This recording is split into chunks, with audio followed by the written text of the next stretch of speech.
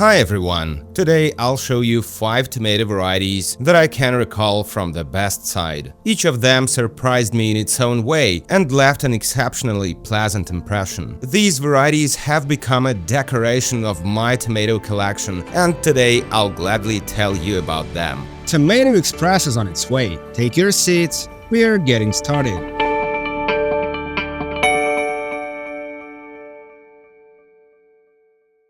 Today's review opens with a story about a beautiful and unusual tomato called Ibiza Yelena. This is one of those rare cases when I did not grow seedlings myself, but had the opportunity to buy some ready to plant. The variety bred by Tatiana Nagle is impossible not to praise. First of all, tomatoes stand out with unique coloring. The fruits are slightly ribbed, from rounded to heart-shaped red-orange color with anthocyanin patterns. I tried to recall at least one identical-looking tomato, but couldn't, and that's great. I was also impressed by their large size, which came as a complete surprise to me, as the tomatoes seemed much smaller from the photos on the web. As for the plants, they have a strong growth energy. By the middle of summer, they reached a height of 6 feet 3 inches or 1.9 meters, and I had to stop them. The variety perfectly tolerated the hot and dry summer. The plants practically did not catch diseases, and I harvested before the onset of the first frost. When I weighed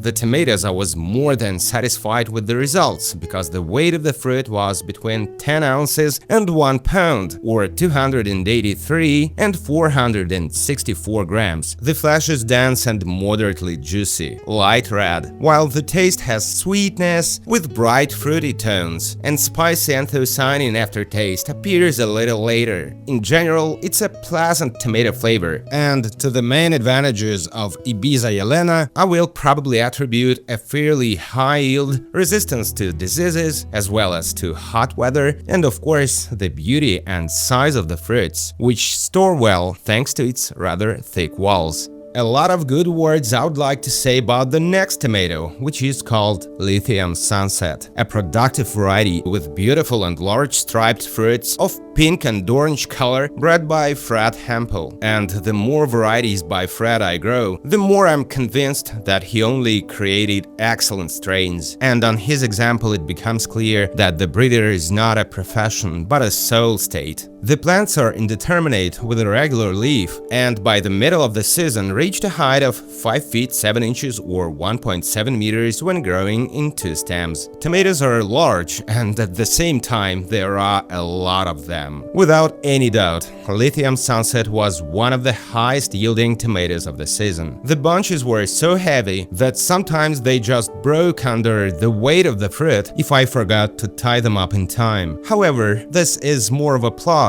than a disadvantage. On average, the tomatoes weighed from 12 to 13 ounces or 350 to 380 grams, and with only 2 plants, I collected dozens of such fruits. The flesh is very beautiful, juicy, orange in color with pink lines, and as most often happens with such bicolors, pink tones become even more noticeable at full ripening. The taste combines sweetness and tomato acidity. The flavor is rich and complex. It's exactly the tomato taste, which I especially appreciate. By the end of summer, the sweetness in the fruit becomes even more pronounced. I liked Lithium Sunset from the first season, and there is absolutely nothing surprising about it. Good flavor, high yield, good look, fruit size, it has everything. A wonderful variety that is definitely worth a try. I can talk about this tomato for a long time, but it's probably not necessary. I think you can see everything yourself. Next, I want to show you an interesting and still very rare tomato variety called Palina Secret. The homeland of this tomato is the country that gifted the world the famous writer Hans Christian Andersen, whose books I read as a child. The Little Mermaid, The Snow Queen, or Thumbelina are just a few of them. Well, the cherry tomato from Denmark turned out to be no less fabulous, and I loved it at first sight. Tomatoes are very cute, slightly elongated, shiny, with dark purple shoulders and look like chocolate candies. The plants are very tall, and by the end of summer, their height exceeded 8 feet 2 inches or 2.5 meters, and at some point I just stopped counting the number of stems. The fruits are not very large as they are cherry tomatoes, but there are quite a lot of them, and they look yummy. At the time of weighing, the tomatoes were only slightly short of the 1 ounce or 20 gram mark, and probably would have been larger if I had pruned the plants harder. Now let's talk about the main thing, which is that Palina Secret is a very tasty cherry. Sweet, fruity, you want to eat a lot of such tomatoes, and for me this is an important and paramount indicator, because cherry tomatoes simply must be tasty, otherwise what's the point of growing it at all? Palina Secret turned out to be just such a tomato, which allows me to put it on the list of my favorite cherry varieties. If you decide to try it, I think you'll like it too. In the next episodes, we will definitely return to the topic of delicious cherry tomatoes, and believe me, I have a lot to tell you about. Now let's talk about dwarf tomatoes, and we'll get to the first one right now.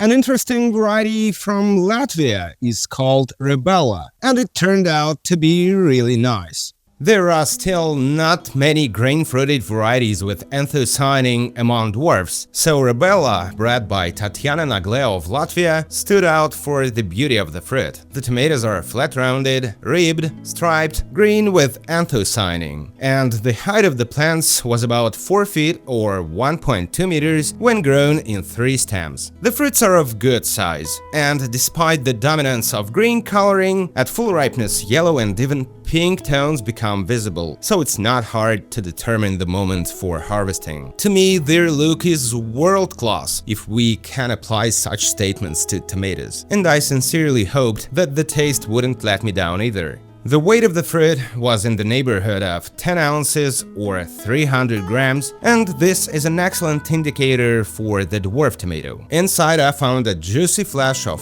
light green color with a strong tomato aroma. The flavor is sweet, in the best tradition of grain-fruited varieties, and despite the fact that there is a lot of anthocyanin on the outside, it's not perceptible in the flavor, except only slightly. The same can be said about the acidity. The sweetness is absolutely dominant, and I know a lot of people like such varieties. Rebella is a tomato that I can safely recommend to everyone, as I'm sure it will give you many enjoyable moments. It was really interesting to grow it. And another dwarf that I also liked is called Pico Pride, a variety that was released by the Dwarf Tomato Project. The flattened shaped fruits are light yellow in color with thin skins and look bright. The plants are equally beautiful, with thick stems and large, variegated potato-type leaves. When grown in 3 stems, their height was 4 feet or 1.2 meters. In the first season, I didn't have a very high yield, but I wouldn't call it bad either. The tomatoes are medium-sized and weighed between 5 and 7 ounces, or 136 and 188 grams, and their main pluses, as it turned out quite soon, are hidden inside. The flesh is very light and easy to cut, and just as importantly, Pico Pride are very flavorful tomatoes. The taste is bright, spicy, and refreshing. They reminded me of the Barossa Moon dwarf tomato I grew a year ago, but in the case of Pico Pride, the tomatoes are still larger. Fruity sweetness, noticeable acidity, all this is tasted from the first bite, and you want to eat these tomatoes. And that is why Pico Pride is a good and delicious dwarf, which will take a worthy place in my tomato collection and in yours, I'm sure too. That's how my story turned out today. I hope I was able to bring you back to summertime, at least for a few minutes. Thanks for watching. If you liked this video, don't forget to subscribe and of course, love tomatoes, grow tomatoes. This is the Lucky Garden channel, and see you soon.